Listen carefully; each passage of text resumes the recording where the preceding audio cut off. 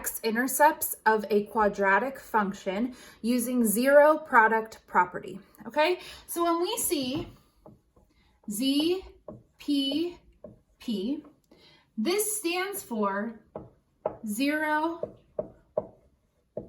product property.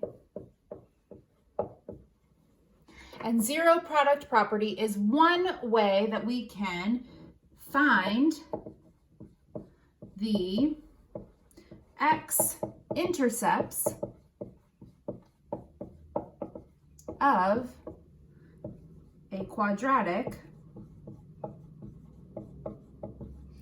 function.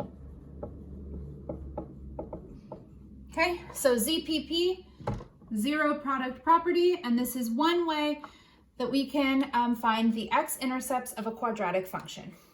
So we are going to use a quadratic function as an example. So I'm going to erase this.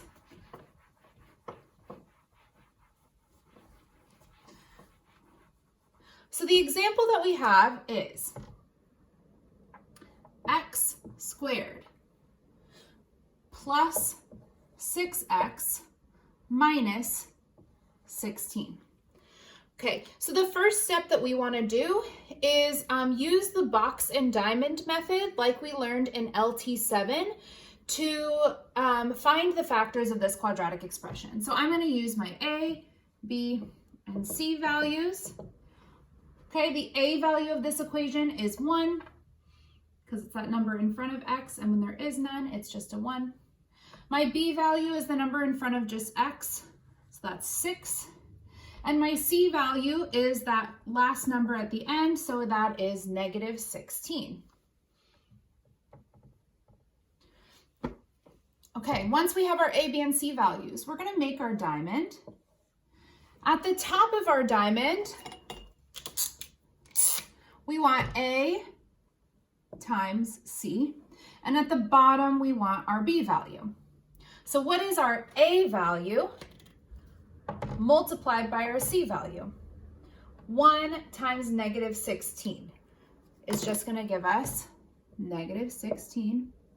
And then our B value goes at the bottom, so I get 6. Okay, I'm not going to make the I'm not going to make the table to show us what the two side numbers are going to be, but we want two numbers that multiply to negative 16 and add up to positive 6. So we get 8 and negative 2. 8 times negative 2 gives me negative 16. 8 plus negative 2 gives me positive 6. Okay. For those of you who are coming to class on a regular basis in office hours, I showed you the shortcut that if your A value is 1, these can turn into just your factors. So I would get x plus 8 and x minus 2. When your A value is greater than 1, that's when we have to do the box method to find the two factors. So here are the two factors of this quadratic function. Okay, so here's where zero product property comes into play.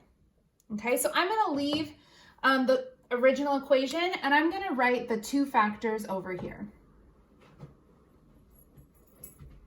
So we have x plus 8 and x minus 2.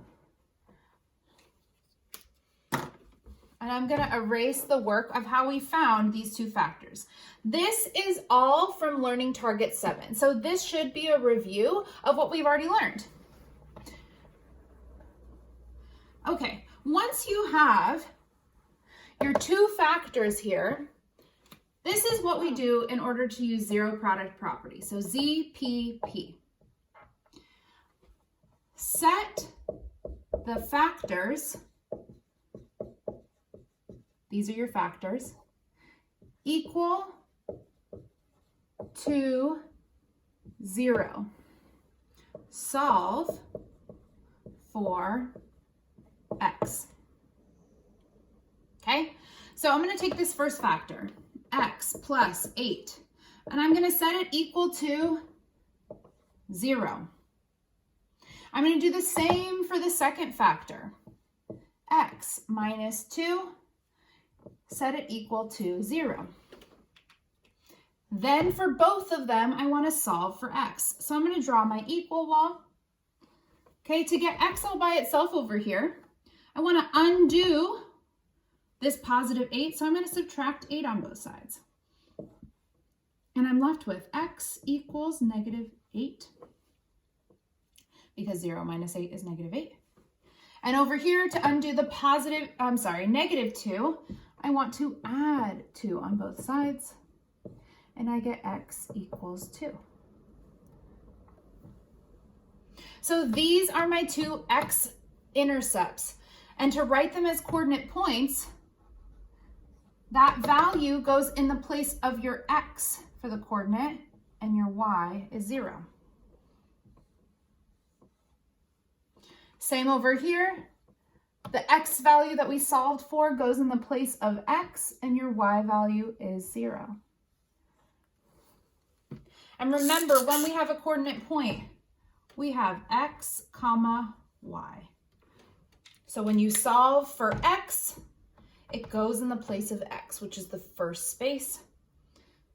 Same for here. So that is how we use ZPP to find your two x-intercepts. So on the next slide, or on this slide with the activity, I want you to try doing ZPP in order to get the answer for the quadratic expression that is presented, okay?